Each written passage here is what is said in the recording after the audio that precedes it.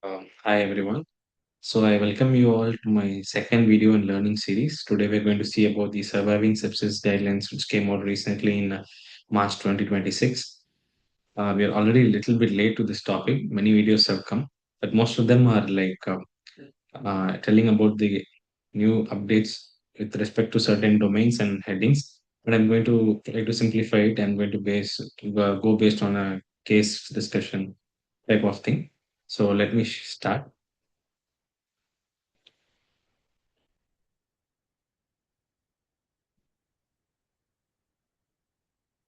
Yeah. So before going to the case scenario, just a brief introduction. So there are totally 129 statements. Okay. Out of this, most of them are on infection, that is antibiotics and your hemodynamics. There's something known as strong recommendation and conditional recommendation. Everyone should know this. Strong recommendation means this should be given to all patients, and conditional recommendations means it should be done for most patients, but context-based decision to be taken by the clinician. So basically, the definition is unchanged. Definition of sepsis, and everyone should know this. It's a life-threatening organ dysfunction caused by dysregulated host immune response to infection. So they have included four entities in this. Okay. So something called as definite sepsis, probable sepsis. Next is possible sepsis, and the last one is unlikely sepsis. So definite sepsis means you know that it is a sepsis from the history and clinical examination, other diagnostic testing. Alternate diagnosis is very unlikely. So this is definite sepsis. The next two entities can be a little bit confusing. First is probable sepsis. It means, yeah, still high suspicion of sepsis is there. It's probably sepsis. Still, other diagnosis is possible, but it's very less likely. Then third entity is possible sepsis. Sepsis is only possible. Alternate diagnosis is very likely. And last one is unlikely sepsis. We clearly know it's not sepsis. So definite sepsis, probably sepsis, then possible sepsis, and unlikely sepsis. So again, the sepsis is going to be a clinical diagnosis based on history, examination, and other things. And there's no single best screening tool. So let's, sorry, excuse me. So let's go to the case scenario now. Suppose a patient with history of fever for past 2 days and no localizing to any symptoms and is complaining of generalized tiredness, not able to get up from the bed, and is calling the ambulance and telling he needs to go to the hospital. So they send an ambulance to his home. So we'll go from this scenario onwards. Okay. So the new update they've included to use a screening tool, which should be done in pre-hospital setting in the ambulance or in the home exam, for example. So why they are included this is because it has shown to reduce the 90-day mortality as seen in screen trial, but screen trial was done in patients in ward pick up early detection of sepsis by using some screening tools. Okay. Next one, you know this patient is going to come. The ambulance personnel is informing to the hospital that a patient with very high grade fever and stable hemodynamics is going to come. Then they've asked to initiate something known as code sepsis or code huddle. It's similar to like code blue, code stroke, or a code. If there's any code for a massive transfusion protocol, basically code sepsis or sepsis huddle is nothing but it involves multidisciplinary team of doctors like your emergency physician, your ICU consultant, your ID specialist. So this is basically you'll have some screening tools, some triggers, and response teams of multidisciplinary doctors. Basically, this is to speed up the diagnosis and fasten the treatment process. Okay, so you initiated co-sepsis when the patient is on the way to the hospital. So they are asking to use the screening tool, News 2. Okay, News 2 is early warning score. Okay. Previously, SOFA, QSOFA was there, and there are many confounding factors in those scores.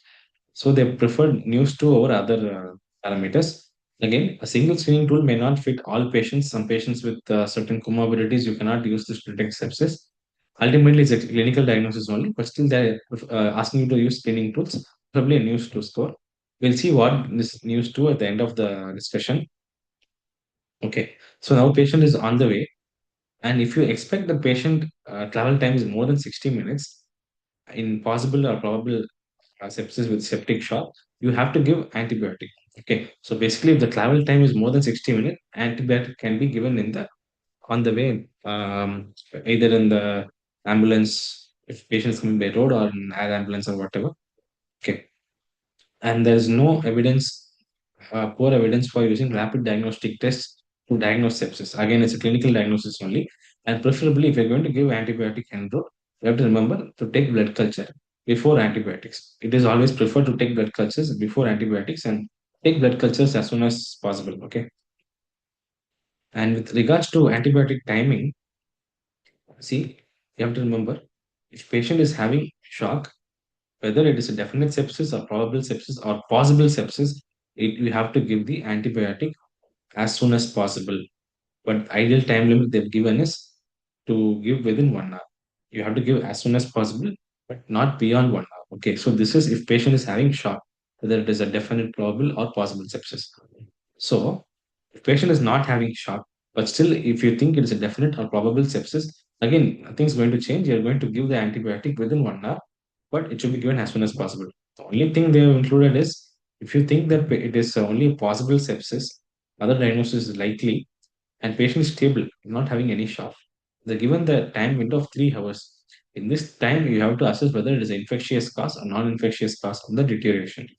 So if it is infectious cause, you have included before 3 hours, then you have to give the antibiotic. So for this entity, they have given a time window of 3 hours. Okay. Okay. So now you're going to give the antibiotic. What kind of antibiotic you have to give? So they're suggesting against the use of empirical anaerobic coverage. Okay, it is only for high risk of anaerobic infections such as intra-abdominal infections, deep-seated obstetric gynecological procedures, necrotizing skin and soft tissue infections, head and neck infection, CNS abscess and empyema. Only in these cases you have to give empiric and anaerobic coverage. So generally, they're against the use of empirical anaerobic antibiotics. One more thing, if the patient is having a risk of MDR bug, then you're going to give an antibiotic which is going to cover the MDR pathogen. Okay, and they are against the use of Candida fungal biomarkers such as beta-glucan, both starting as well as stopping the antifungal, and they are against using empirical antifungals. This is to be decided by the clinician. Case to case difference variation will be there. So, patient with high risk factors, you can start empirical antifungals. This you already know. Immunosuppressed patients, prolonged use of broad spectrum antibiotics, prolonged hospitalization, or intra-abdominal source of infection. In these high risk factors, you can give an empirical antifungal. Okay. So suppose the patient has now come to the hospital and he went, or I mean, he's on the way to the hospital. You decided to give a bolus dose of, say, beta lactam or meropenem. You're given the bolus dose. And what should be done after giving the bolus dose? There should be a prolonged infusion of beta lactams or carbapenems, okay, as maintenance dose. So initially you're going to give 2 grams stat dose. Next you're going to give 1 gram TID, for example. This 1 gram TID, there's something called as prolonged infusion or extended infusion. Okay, so basically in 24 hours you're going to give 3 grams of meropenem, for example. So this meropenem should be 3 grams should be given over a period of 24 hours in dedicated IV line. This is what was done in Blink 3 trial. Okay, so you're going to give total 3 grams in 24 hours. So each 1 gram, you're going to give a period of 8 hours. So 8, 16, 24. So this beta lactam will be running for a prolonged infusion. Okay. This is the because of the time dependent action of these antibiotics. Something called as extended infusion instead of prolonged infusion. Extended infusion means instead of giving this 1 gram TAD for 24 hours, you'll give the 1 gram for 4 to 5 hours. Okay. So basically, what we used to do, we give the bolus, then maintenance dose of antibiotic, we give over 30 to 60 minutes. Instead of that, they're asking you to give us a prolonged infusion over 4 hours. Okay. It's supported by the Blink 3 trial. So now we are going to monitor his BP. You can either use NIBP or IBP. Okay. Suppose the patient has come to the hospital. Okay. And patient is having a little bit of hypertension. Whether you want to use NIBP or IBP, they're telling you can use NIBP. There's not going to be much difference in the mortality. Okay. Use IBP in a starting stages if the patient is having intermediate or high dose of vasopressors or the NIBP reading is not reliable. Okay. So when you're having a intermediate to high dose of vasopressors, you can go for a IVP monitoring. Again, they've not defined the define what is actually intermediate or high dose vasopressor. Okay. Next, coming to the target, you connected the BP, the monitoring, started some. You're planning to start some vasopressors or fluid. Now you're going to determine that by your map. Okay, so mean arterial pressure. Now they have given a range, okay, for 65 plus or minus 5. It's always not possible to target a map exactly of 65. So they're given the range 65 plus or minus 5. And especially in patients with more than 65 years, they're given the range of 60 to 65. Okay. So what they're telling is By targeting a very higher map of more than 65 in old age group, possibility of arrhythmias induced by the vasopressors is more harmful than targeting a lower map. So a little bit of permissive hypertension of 60 to 65 is okay in age more than 65. Okay. So you're going to give the fluid bolus for the hypertension. Always you're going to give balanced electrolyte solutions over the 0.9% saline. We all know that. And next new thing is 30 ml per kg fluid. It's based on actual body weight. This 30 ml per kg of actual body weight to be given in the first 3 hours. Okay, fluid bolus. And if BMI is more than 30, you have to use the adjusted body weight rather than the actual body weight. Again, the fluid bolus is going to depend on patient to patient basis. If, for example, heart failure or some CKD, you cannot give this obviously. So in such cases, you have to individualize. Okay, and they're against the use of albumin as a resuscitation fluid. Should be selectively used in patients with cirrhosis, hepatorenal syndrome, patients who have received large volume of fluid resuscitation with severe septic shock. In such cases, you can consider albumin, but it's not routinely for all cases as a resuscitation fluid. Okay, and you're going to give the fluid, then you have to measure lactates. Ideally, lactate and CRT, capillary refill time, should be measured in the first hour, and they are telling it to use as adjunct to other measures of perfusion, not as sole indicator of perfusion. Okay, other measures of perfusion means like your urine output, your mentation, all those things. And it is always better to follow the trends of lactate and CRT rather than a single value. And try to don't chase behind normalizing the lactate and okay and CRT. Instead, you see the trend of lactate. Okay, and this fluid responsiveness to be assessed by dynamic indices rather than static indices. Okay, so yeah, we'll summarize this with some pictures at the end. So after initial fluid bolus, whether to give any additional fluid bolus, it is based on the fluid responsiveness using the dynamic indices. And you don't wait for the patient's blood pressure to improve. Don't think that I'm going to give 30 ml kg in first 3 hours, see if the patient BP is improving, then only start the vasopressors. No. They've suggested early initiation of vasopressors. That means the fluid boluses can be co-administered with vasopressors in unstable shock. You don't have to wait for the fluid to get completed. You can start simultaneously their vasopressors. Okay. And again, if patient is having unstable shock, you can start the vasopressors in the peripheral line. You should not delay for placing central line and wait. No, BP is very low. I need to start NORAD, better put central line and then only I'll start. No, you can start in the peripheral line and we do not have to wait for placing central line. Okay. And next thing is, I think most of the practicing actually physicians know initial vasopressor will be NORAD, and when NORAD requirement is going up, we go for vasopressor, and triple inotrope means you go for adrenaline in the last. And if coexisting cardiac dysfunction, then we have to give dobutamine. And dobutamine, the prerequisite is that the heart should be filled. Okay, and now okay, now we started the vasopressors. Now we identify the source as lung. So what kind of target saturation you have to give? Something called as conservative, like how we do in COPD, and liberal, like more than 96, trying to keep 100% SpO2. Now they're telling a patient with sepsis with hypoxemia, type 1 respiratory failure, to target saturation between 90 to 96, not either very conservative nor very liberal. Okay, and type 1 respiratory failure, you can give a trial of awake chronic, and you can use HFNC, and this preferred over NIV or any other oxygen delivery devices in type 1 respiratory failure. Okay, and again, lung protective ventilation strategies remain the same, and they're against the usage of incremental peak. You can give a high peak, but don't go like a incremental peak. Okay. And obviously, in refractory septic shock, we use hydrocortisone or fluorocortisone can be given. Some studies show that combination therapy will help in reducing mortality, but this again needs more research. Some of them are comfortable using hydrocortisone, some of them comfortable using fluorocortisone. Excuse me. Yeah, sorry about that. Okay, so some people are comfortable in using hydrocortisone, some others are comfortable in using fluorocortisone. And that's what combi therapy is. Some studies have shown benefit, but we still don't have robust data.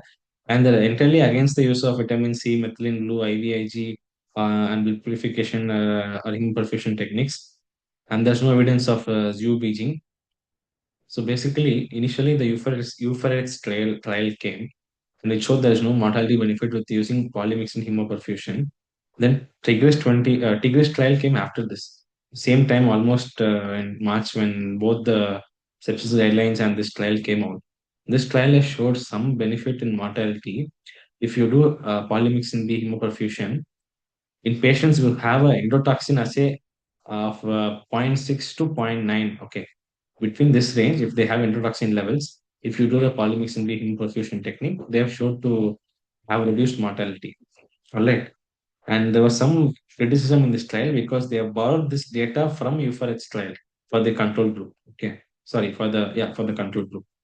And Zhu Beijing is a Chinese herbal medicine. I mean, it's comprising of many herbs. They're giving it IV for a septic shock. They found some benefit in Chinese population, but again, we don't know about this in outside China. Okay.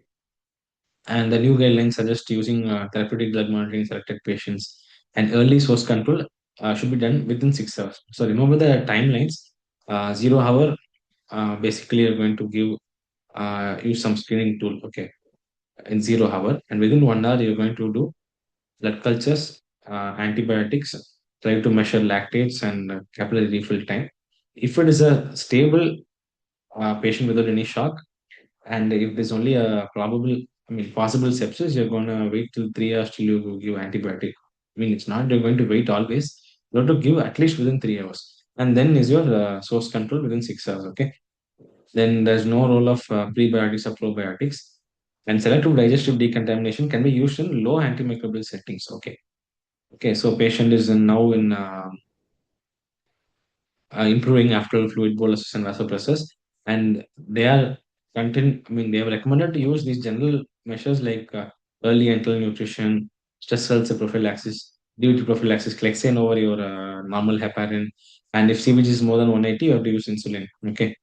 And patient is now improved. You have found that patient is now in a kind of volume overload state. Cumulative balance is very high. And if you find like that, they are suggesting to use active fluid level measures for deresuscitation phase of sepsis. Here, diuretics are the first line of choice. Only if needed, then you can go for a dialysis. Okay. And there is a strong recommendation for de-escalating or discontinuing the antibiotics when the sensitivity report have come. Okay. And you know this procalcitonin is excellent guide for de-escalation of antibiotics. So once the antibiotic exposure duration is reduced, automatically mortality is also going to come down. So final entity is the post-sepsis syndrome. It is more like when you're planning for discharge, you need to prepare the patient and assess the readiness of them, how they're going to be in the home.